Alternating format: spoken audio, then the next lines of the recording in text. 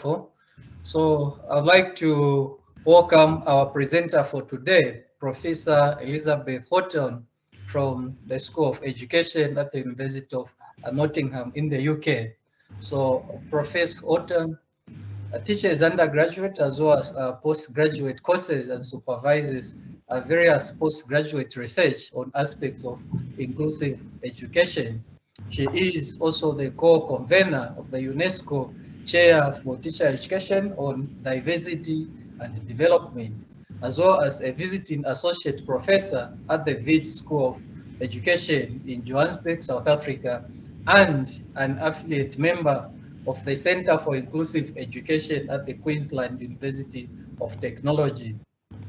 I hope you had an opportunity to read through her paper, which was shared to us. So, Prof. Walton, you have 30 minutes to present your paper, and thereafter, our discussant for today, Dr. Mikateko Matebula, will respond, and then we'll open for question and answer session after 30 minutes.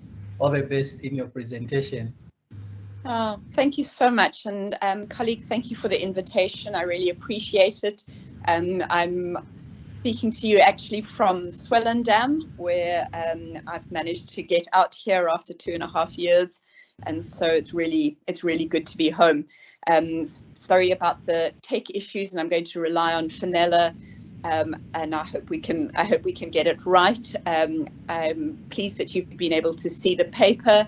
And if we move on to the first slide, Fenella, sorry, it says that people are waiting in the lobby and it's covering my screen, sorry. Okay, just to tell you a little bit about the impetus for research. So if you could just click through those, there's a few pictures there on that slide. I think, hold on, if I go into my slideshow, I'll be able to tell you how many. So this is not the best, there we go. This is not the best, no, previous one. This is not going to be the best presentation to be working remotely, but I'm afraid it's as good as we can get. So colleagues, these pictures on the slides, you can just fill up the screen there, Fenella, were part of the impetus for this research, which was being in various presentations around inclusive education, which is my field. And in these presentations, people have gone to Google and have grabbed a picture because, you know, there's this real, what has been called the imperative to visualize, that everything has to be accompanied by visual images. And so people go to Google Images, grab themselves a picture and put it into a presentation. And what I've presented here was actually some of the work of students that I've known who have done pictures around inclusive education. Same thing, just go to Google, grab some images, and it was going, oh, hold on, these look a little bit problematic. So we decided to formalize together with I'm talking about my colleague Karen Dixon, who at the time was at Wits with me. She's also now come to Nottingham. We went through a methodical process. And if you go into the next slide, Fenella, you'll see that what we did was we typed in inclusive education after clearing the caches and making sure that we were searching for inclusive education, and came up with the first 100 images. So when we actually did this work a couple of years ago at the very beginning, it was back in the day when you went through pages 1, 2, 3, 4 on Google Images. Now you just can keep scrolling endlessly. But anyway, we came up with the first 100 images, and then if you can click Fenella, we picked those images. Next clip, what we did was we eliminated photographs because we decided we needed to analyze within one genre. We then eliminated the text-only images, and we eliminated the repeated images, which is the next thing, and we ended up with 73 images, which is our which we used as the data for this work. On into the next slide.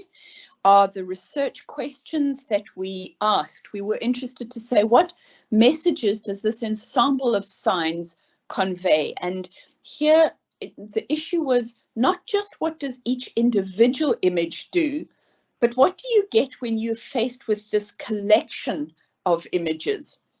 And I was interested in the extent to which these messages either advance or subvert the aims and ideals of inclusive education, because my suspicion was that they're not altogether ideal. So on to the next slide is a bit of where we come to our theoretical positioning is in critical visual analysis, with the idea that ideologies are encoded in images, and from Jenks's work around texts being positioned and positioning. They're positioned by the writer's point of view. They entice us into ways of seeing and understanding the world. And importantly, that every text works to construct reality. So we see that visual images are doing things. They're at work.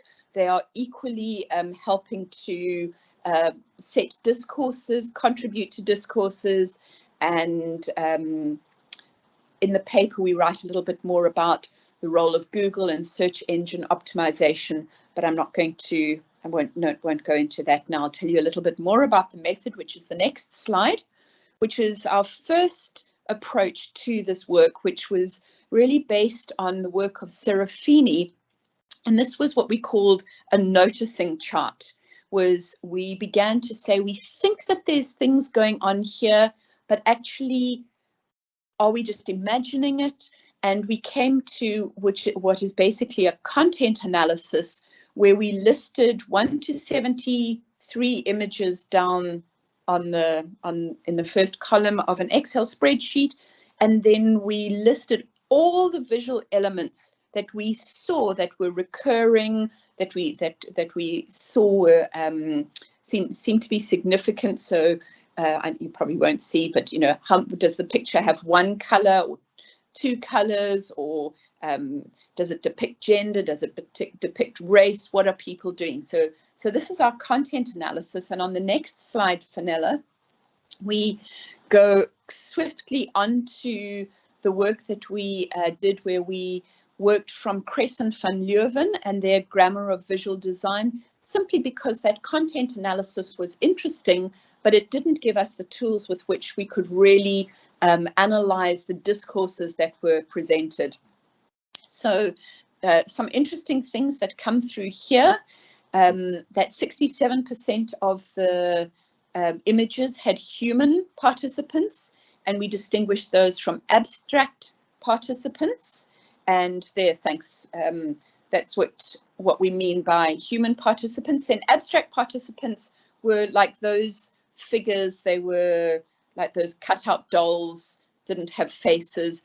And then there were abstract non-human images, which were like the watering can or pictures of trees made up of little hands.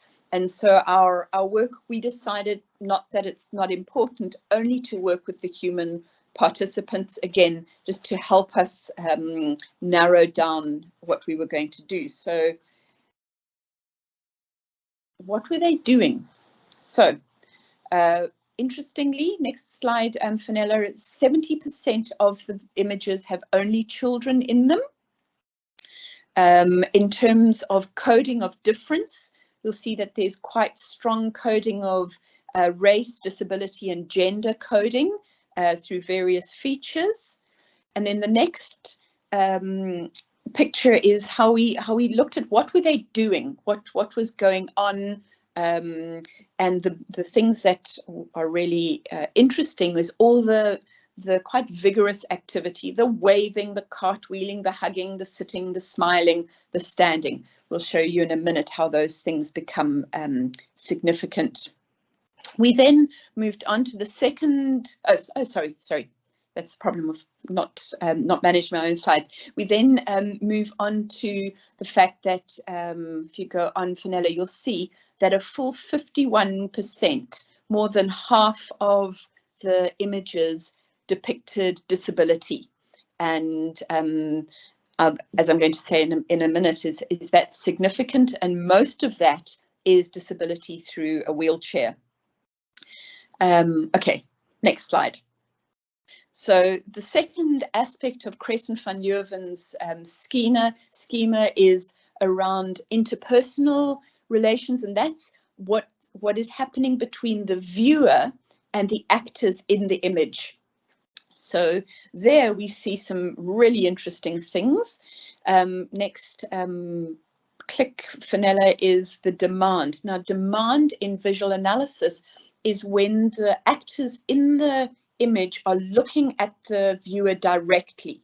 And what that does is that really entices you as the viewer into the picture, and almost sets up a relationship between you, the viewer, and the actor in the picture. And 72% of those images have a demand, which is quite high. The rest are, next thing, are what's called an offer. In other words, you're not being drawn into particularly looking at that. So the high demand really makes us as a viewer quite complicit in the pictures, but then that's counteracted by the fact that most of the pictures were long shots or medium long shots, and what that does is create distance between the viewer and the actors in the picture. And another point was we looked at the angles. Most of them are straight on, only a few are high angles. So I'll come to a little bit more about the significance about that. Is we're being drawn into the depiction in the image, but at the same time we're being invited to stay our distance because of the shots. Next click, Fenella, is something that is also significant, is that very few of the pictures have any discernible setting. Most of them are against a complete blank background, like that top image there. They could be anywhere or nowhere. On to the next and the final slide is just to talk about the compositional, where we did some work around salience. Those are the things like colors, how saturated the colors were, what kind of size was going on, because salience says, look at me, this is important. And with 73% had 3 or more colors, so very color saturated pictures. 84% of the things were unframed, linked to contextualization, which means that this is the way things are everywhere. We don't have to set it in any context. We looked at the layout of the multimodal text, which is the next block. I'm not going to talk about that as much, but to say, have a look at this picture. If you click again, look at what's happening there, how those people in the middle are framed by the 2 wheelchairs on the side. And so although you've got wheelchairs, those people are facing away, and it's clear that they are, although they're in the picture, they're separate from everyone else. So the last 2 ones give you the, if you click again, Fenella, there we go. So look at how those people in the wheelchairs are separated out by the way the picture is composed.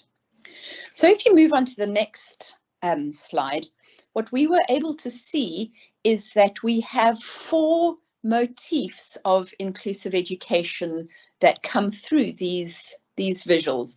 That's in some way it's signifying that human difference is significant because of all those pictures around different races, genders, disabilities, things like that. Children, it's about children because most pictures have children in them, and many pictures only have children in them. The connection is important, and that comes through with all the images of people in lines, holding hands, hugging, lined up, all of sometimes in circles. So somehow connection is important, and that it's something to celebrate. All those vigorous activities, those cartwheels, the high saturation with the colors, this is something to celebrate.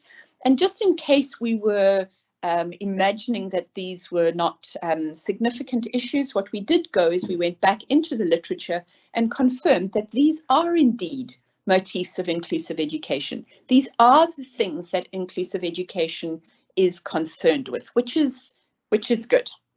But we're going to tell a bit of a story. So if you could just hold with the next, sorry, Fenella, the slide that you went on, human difference is significant. But before you click on anything else, I want to show you some of the things that end up being quite problematic in the signification of difference. So first of all, look at the number of wheelchairs that you get. So the World Health Organization reckons that about 10% of the world's population is disabled. And of the disabled populations in the world, 1% of disabled people use a wheelchair. So kind of 1 in 100 people use a wheelchair. But if you look at what's going on in these images, it looks like wheelchairs are absolutely everywhere. So what's going on here is that wheelchairs are becoming the signifier for disability.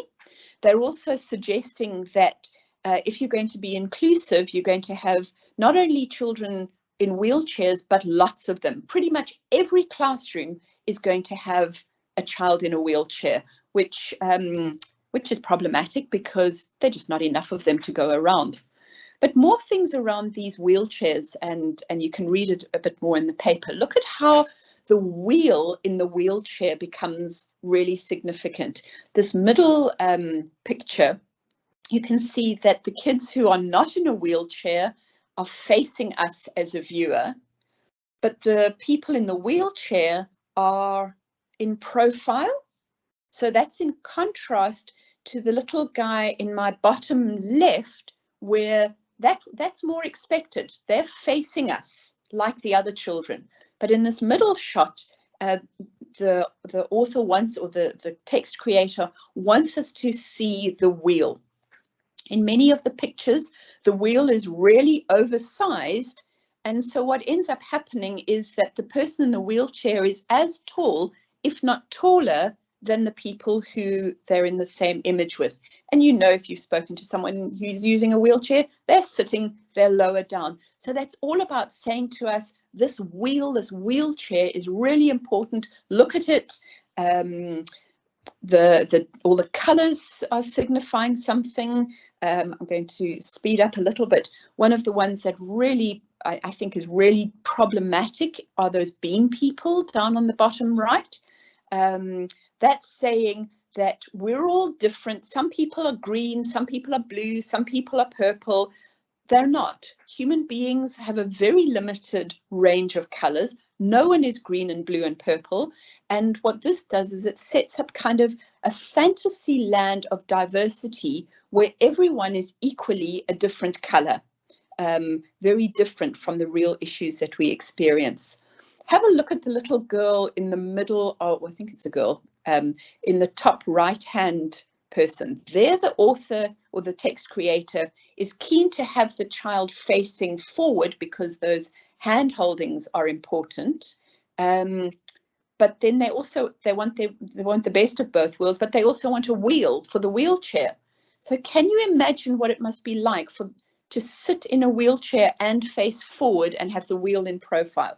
What we say, and you can move on, Fenella, is that diversity is actually very superficial and abstract in these images.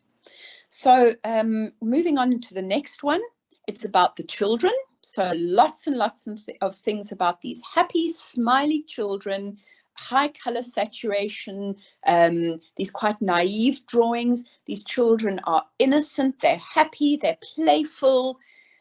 But as we analyze this, you can go on to the next one. I'm not going to give you all the analysis of each one. It's about idealized children. It's about, sorry, please go back there.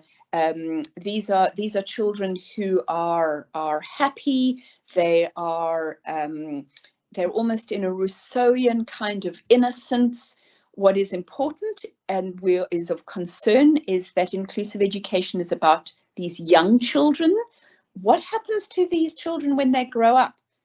Is inclusion not about young adults and about university students? But it's not. It's all about cute, happy children and very idealized picture there.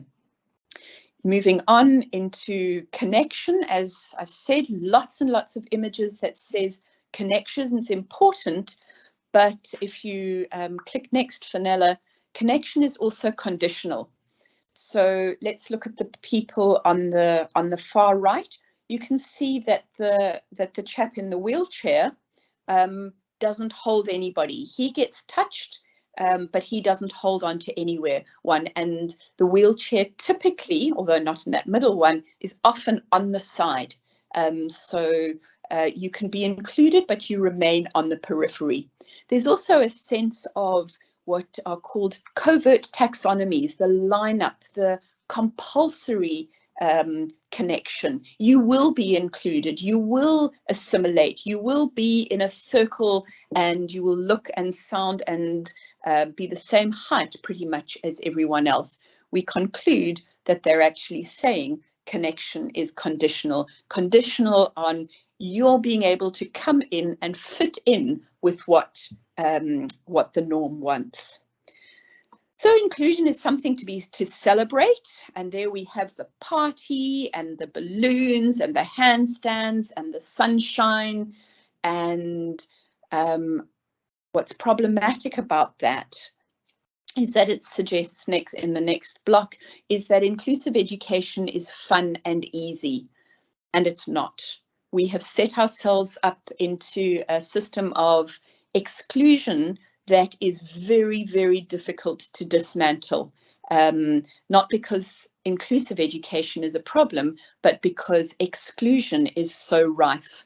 And so we've got this sense that inclusive education is it's just a party. It's just some balloons, put children together and they'll happily get along, and there's inclusion, as if it were that easy.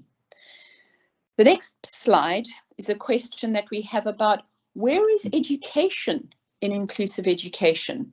And we found very, very few of our images had anything to do with education. So there was an example of where it says play, learn and grow together, or the picture on the right, which suggests a storybook, but very few have anything to do with inclusive education. And that worries me a lot, because it taps into the idea that inclusion is all about welcome and belonging and feeling accepted, as if issues of academic access and success are not important. Again, just this idea that so long as we all feel warm and included, that's all we needed. So according to the message to Google, these really are the messages of inclusive education. Remember, we're talking about the ensemble of all the images, not necessarily one in particular. Diversity is good, but actually the center and the norm is able-bodied whiteness. You achieve inclusion by adding to that. It is about children, but it's about ideal children in a decontextualized world. No framing, no contextualization, decontextualized world. Connection's important, but it's conditional. It's something to celebrate, as if it's that simple. And finally, education itself is mostly irrelevant. And my next slide talks about the fact that the field itself is trivialized when it's represented by these images. It makes it feel that this is just all something quite childish and naive. And Fenella, if you can go through the next slide, which is just picking up a number of pictures where this is the concern of inclusive education. These are the problems. You can just click through the pictures. Hopefully it'll have its impact.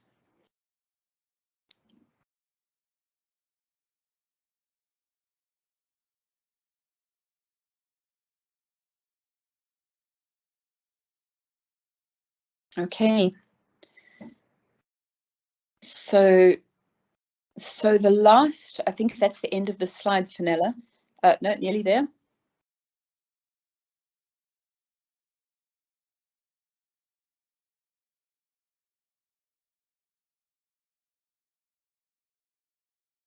Okay, so if you had been able to show you my most recent iteration of the PowerPoint, what I wanted to show you was how other fields are represented on Google Images, and I really recommend it. It's interesting, the fields of education that you're interested in. Have a look and see.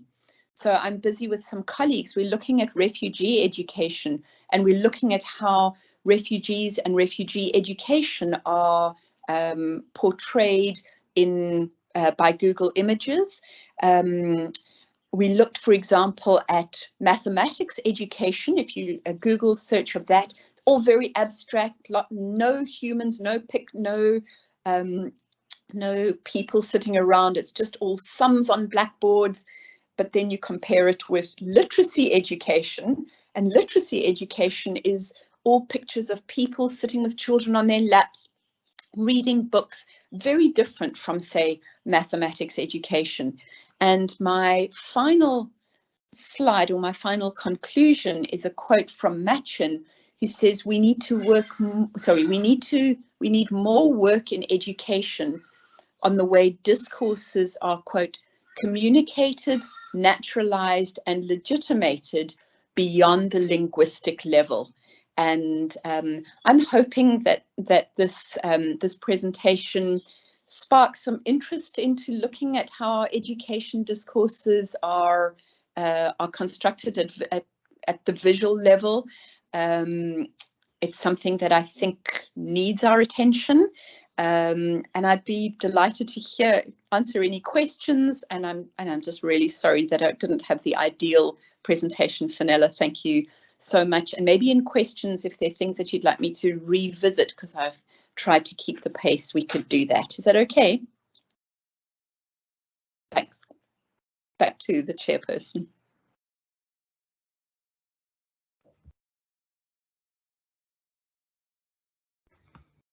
Okay, thank you very much.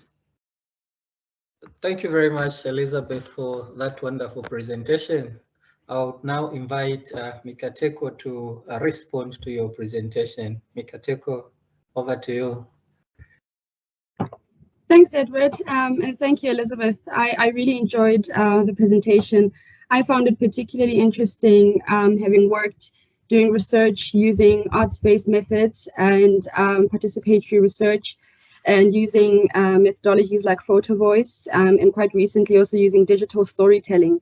And a huge part of those processes is getting young people to think about images, how to represent certain emotions, experiences, observations, and so forth through photographs. And that's with the photo voice part of it. But with digital storytelling, a big part of that is finding images online to depict a particular notion or the message that they want to basically put across in their individual stories. So I found it very interesting because it reminded me of the processes that we had to go through, the type of discussions that we were having at the workshops, and then also some of the challenges that we faced, particularly with the digital storytelling. So what we found, for example, we were working with a group of 5 young people, all Black, South African, and it was basically focusing on their higher education journey. So any aspect of, you know, the experience of being in higher education, what participation was like, access, any issue of being in the higher education system that they wanted to focus on. And of course, they wanted to tell stories about how they got in, but also their experience of being there, ranging from inclusion, exclusion, experiences of teaching and learning, the friendships that they formed, and so forth. So they wanted to have images of what it was like to be at university in the South African context. And it was actually very difficult to find appropriate images or ones that they felt represented in. So one of the findings that you have from your study of this presentation is the underrepresentation of people of color, or Black people, as we call ourselves in South Africa. And so we ended up having to use this iStock platform or repository of photographs, because Google was not very helpful. And what we found there, that we still had to be very specific and say Black person in higher education, for example. Then the images of young Black people on a university campus started coming up. And then we also noticed that even though that was more helpful, then it also tended to be global North representations of universities. So very few of the university spaces looked anything like the universities here in South Africa or even in Africa on the continent. So there was a lot of familiarity in the conclusions that you're making. We were not making an analysis of the process and what these images represent and mean, but a lot of what you said resonated. I'm going to move on to some of the questions that I had as you were talking, and also comments that I made when I was reading the paper. So one of the things that I definitely agree on is what you said about the sort of oversimplification of what inclusive education looks like. And then I wondered if these images kind of go too far in trying to paint a kind of in trying to make a normative statement about what inclusive education should look like, and then going too far to kind of try and focus on this is what it will be, and kind of erasing what you said about erasing education in particular, and instead trying to paint this picture perfect idea of what it should look like. So I'm wondering if the pictures are well meaning, but falling short of what they aim to say in terms of making a normative statement about what inclusive education should look like. And then I wondered, out of interest, how different the images are between searching for inclusion versus searching for inclusive education. And one of the things that I also find striking about what you said about wheelchairs and their overrepresentation in symbolizing disability, I thought about how many university campuses or educational institutions often one of the markers of them being inclusive is having ramps in different parts of the campus to make sure that they clearly signify that we're being inclusive, we're thinking about people with disabilities. And I think wheelchairs kind of become one of these obvious markers of disability. And so I was also wondering what other ways, so there's a clear focus on representing disability through easily visible disabilities, whether it's wheelchairs or disabilities like blindness and other physical disabilities. So I was wondering how you think perhaps disabilities might be displayed or represented in images without necessarily focusing on the physical, because it's these physical ones that are kind of easy for people to kind of understand or interpret. And even in pictograms, I think the wheelchair has become a kind of universal symbol for disability. So I wondered what you thought about that. So I mean, I agree with a lot of your conclusions, but I was left wondering what images that do not erase education, but instead capture the complexity of the processes, the policies, and the practices that can lead to equitable learning outcomes for all. So what these images should look like, or what they could look like. And I know in the conclusion in your paper, you do say that merely advocating for more or better images is not necessarily a solution. But I wanted to hear what you thought might be a better representation of these images. And then also in terms of the actions that are being taken and the connections that are being represented, I'm thinking about what would still be a kind of normative message that is being put across without necessarily erasing context or erasing the educational dimension of inclusive education. So it's basically also asking, how does one actually represent, this transformational kind of work that's necessary in inclusive education without erasing the important parts. So yeah, those are my thoughts and some of the comments that I had when I was reading the paper. Again, I really enjoyed the presentation, and yeah, I just wanted to hear a little bit more about what you thought could be sort of more helpful, or perhaps, drawing on discourses that don't necessarily erase context and the important parts, but actually bring our focus to what's important. Thanks.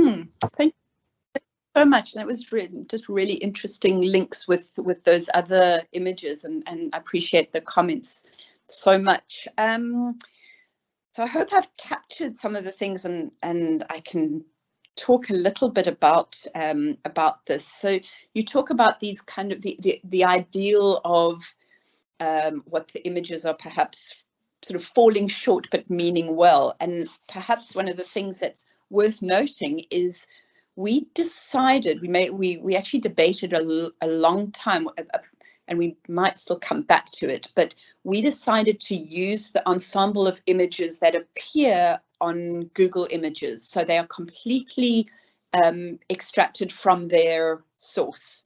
But when you go into some of the sources, and sometimes it's really difficult to find where things have been used originally, because it's almost like a palimpsest of images that go on. But some of these images actually were not necessarily created to illustrate inclusive education. And that's some of the interesting thing that's going on around, and the interplay of the search engine optimization images, that the more they come up, the more they get used, the more they get kind of planted in there. So yeah, some of the images may not necessarily have been created with the idea that they were even there to illustrate inclusive education. Some of them maybe, some of them not, but Google does its work, and now suddenly this is what inclusive education looks like. And yeah, another possibility, another way of doing this work would be to be spending much more time looking at the interaction between the visual and the text, and that is important work. It's not that we don't think it's important, it's just you can only do one thing for a paper, because there's interesting things that go on there as well in some of the sources where the images looks like it's saying one thing, but the text is saying something else. So sometimes the text is more in kind of aspirational statement about what inclusive education should be, but then it's kind of undermined by one of these rather trite, unthinking, cute little images. So we did, it's a good question about when we looked at inclusion. I think we chose not to do that because it brought in, so there was things like economic inclusion. We picked up a whole lot of other ways of thinking about inclusion into the images, which we were interested. I was interested in inclusive education, so I know we made a deliberate decision not to use inclusion, although the two are sometimes used synonymously and sometimes problematically synonymously. So the wheelchair thing is really interesting. I mean, the one thing that I think is noteworthy is that it makes disability the big concern of inclusive education, and there is debate in the field as to whether inclusive education is around disability inclusion, or it's around including anybody who is marginalized from education for any reason, and through oppression around any identity marker. And it's quite interesting that the visual images locates inclusion very strongly in this is a disability issue, whereas some, particularly of the international work, and I'm going to mention it again, the Global Education Monitoring Report of 2020 makes it quite clear that inclusion we should be thinking of a range of identity markers vulnerable to exclusion, often because the mechanisms of exclusion are the same, and and maybe a focus on disability is too narrow. So I could have picked up on that, as that it does tap the prevalence of the wheelchairs does tap into a very particular way of thinking about difference. There were a few images where disability was portrayed in various other ways. There were some images of children with canes to signify that they perhaps had a visual impairment. There was an image which had hand signs. Can't remember offhand. Sorry if they had some hand sign signaling, a sign language.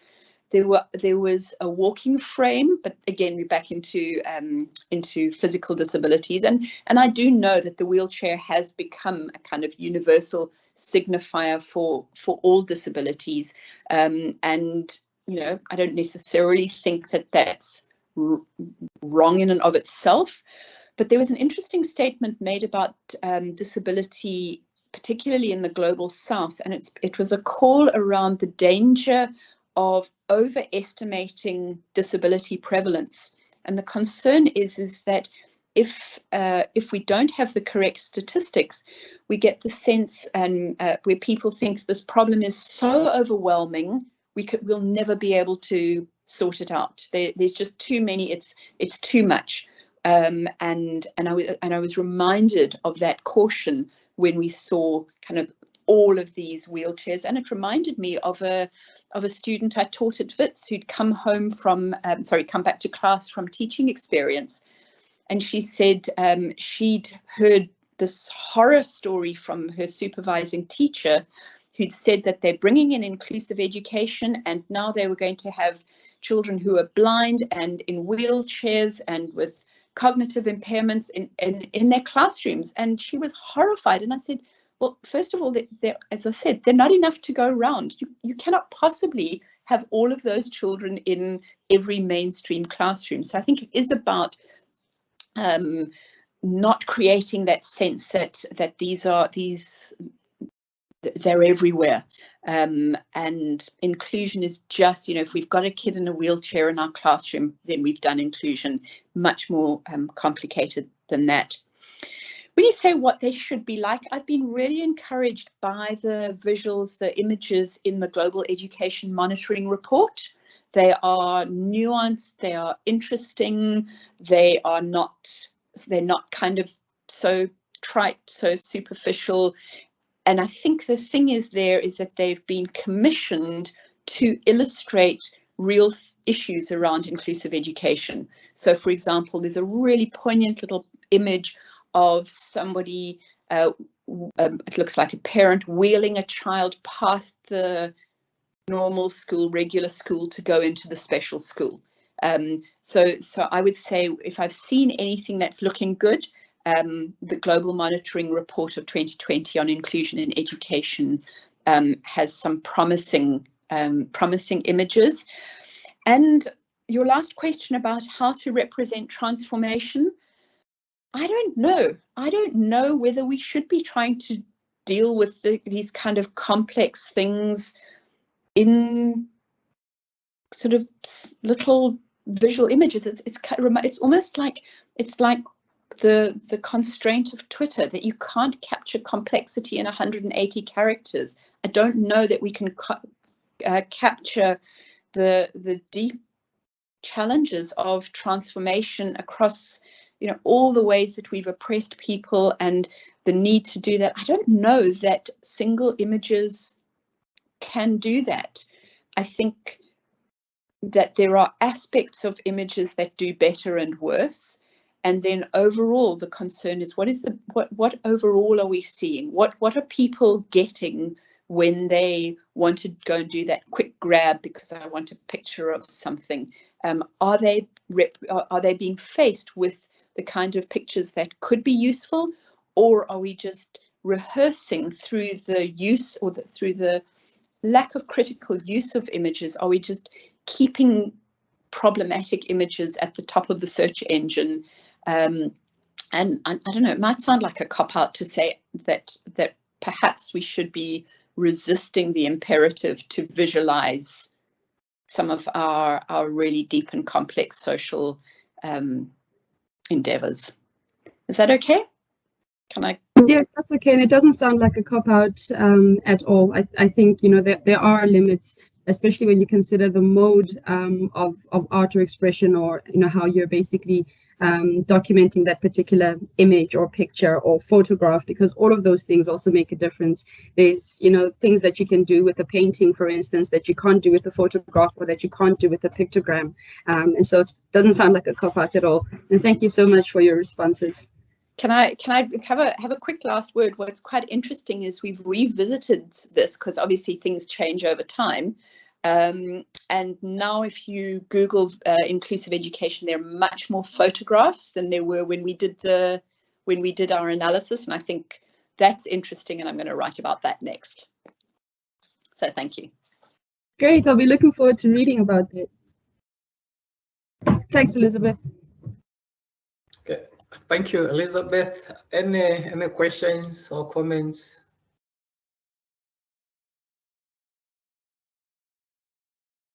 If you have any question, you can unmute yourself, please.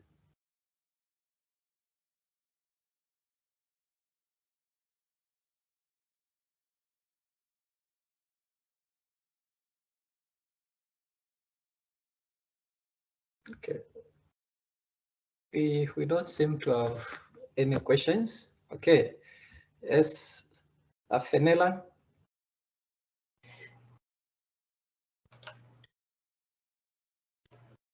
Elizabeth, hi. Thank you for the presentation, and to you and Nikiteko for the discussion. And really, I think it's not a question because I think it's all been interesting.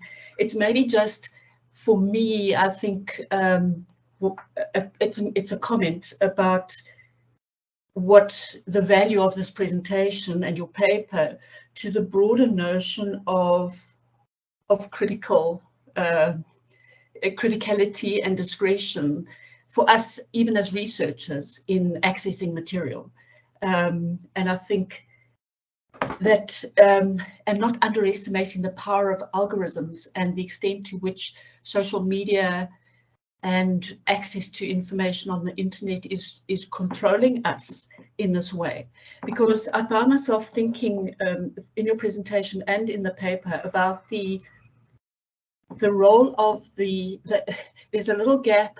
You spoke about the images and you spoke about the text, and I think there's also a little gap there of the title of the image, which is used as part of the algorithm, which is just another complex layer, because in that algorithm and the search engine optimization, surely how the photographer or the artist or whoever it is titles that image is also playing a role in how it is found and where it is put, and how the image is used to connect to the text.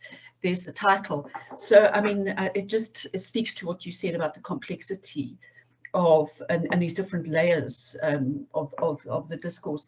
And I think it's really important for us as researchers in how we find material, what we use, and how we choose what we use, and to be really more discretion, well, to be aware of the discretion and criticality with which we do that.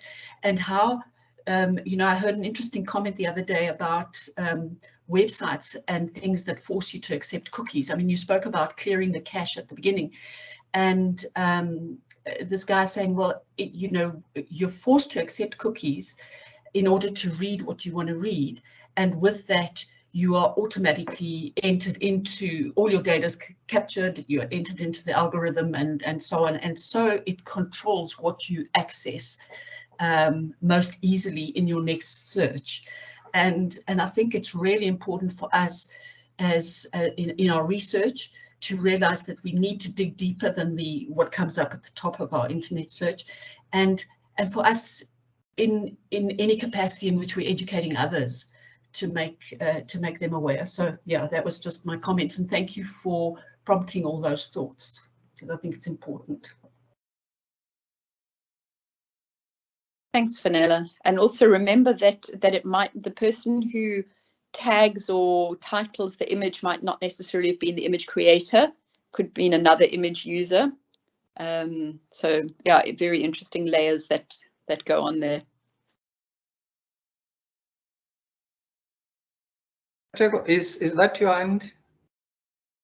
Yes, it is. As Fenella was talking, I found myself wondering, you know, what kind of advice you would give in terms of criticality. So if you're giving advice to someone who you would think, if you're looking for images, for example, of schooling in Malawi, and now we're aware that there's certain types of images that are going to come up that have a particular discourse that may not be very helpful and so forth. So what are some of the questions that we could ask ourselves to try and be more critical in our selection of which images we do or don't go for? And I'm asking this in the context, say, for example, when you've got a conference presentation, for instance, and you want to include some interesting images, because that's what we might want to do, to have a visual dimension to our presentations. So if you were to give any advice about some of the questions we can ask to be more critical about the images that we choose, especially if we're just, quickly trying to find them on Google, what are some of those questions that we might ask to stimulate that criticality?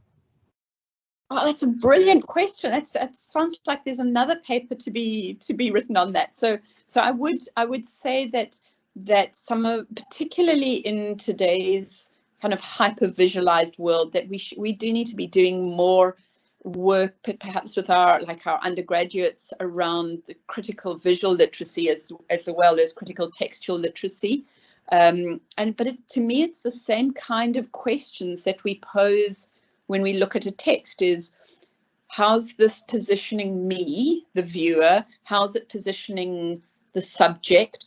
Who's there? Who's not there? Who's been excluded? Whose worldview does this picture align with? Whose worldview does this picture contest? Those I would say it's those kinds of questions that we would teach just generally around critical textual literacy, would be the kind of first order questions. Are we looking at, so as I said, I'm looking at refugee education at the moment with a similar kind of lens, and how you look at refugee education, and there's high demand because, and there's this kind of, we're poor children, we're poor pitiful children, slightly high angle, and the children look up at the viewer, and and setting up the viewer as being sort of in authority, looking down, interesting things like that just being aware of, well, how does that make me feel? Were the children, did they give consent to be in those pictures? Did they know that their images are all over Google? Those kind of things, I would say, are important. Doesn't mean that we don't use visuals. I think it just means let's think a little bit more about them. So thank you. Okay, Moffat.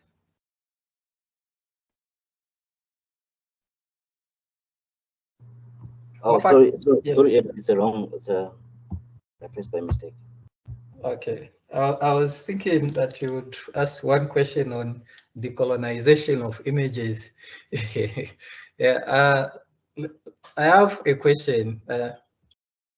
I recently read something where they're saying when it comes to images, I think especially in textbook and in research, they perpetuate patriarchy in the academics and in a number of fields. So what were your findings of your study with regards, for instance, to gender representation in these images? Okay, I'm looking. I think we mentioned, I think it's in the paper. Sorry, if I had internet connection on my laptop next to me, I could answer. I think in the paper we did count up boys and girls. It was pretty. Okay, so what we had was we were able to count the times where there was a gendered representation, but quite a lot of the actors are kind of genderless. They're not marked with any gender. So some of them where we could honestly say yes, we could see they were intending to show a kind of gender, but very much European global north ideas of what gender looks like, and what things like hair length and clothes and things, very, very much. So we could talk about decolonizing it and things like that, but yeah, just very much that sort of global north picture of how how you represent what is female and what is male. But then in some cases you get those, like those cutout pictures that I showed you on that slide, the one where the wheelchair user is at the same height as everyone else. You know, people there are, you know, who knows who they're intended to be. So I wouldn't necessarily say that it reinforces patriarchy at all. I don't think, except possibly the fact that I think all the people who were in the pictures as teachers were all women. I don't think there were, I might be wrong, but there's certainly that if there were teachers, and there a couple in the pictures that we gave you, there was one crossing the divide as somebody was handing the children across, and that's a woman. So it didn't emerge as being something of a real issue, but definitely global North, Anglo-European notions of what different genders look like definitely got in play there. Okay. Thank you. Any questions before we end the meeting? Any question? Any comments?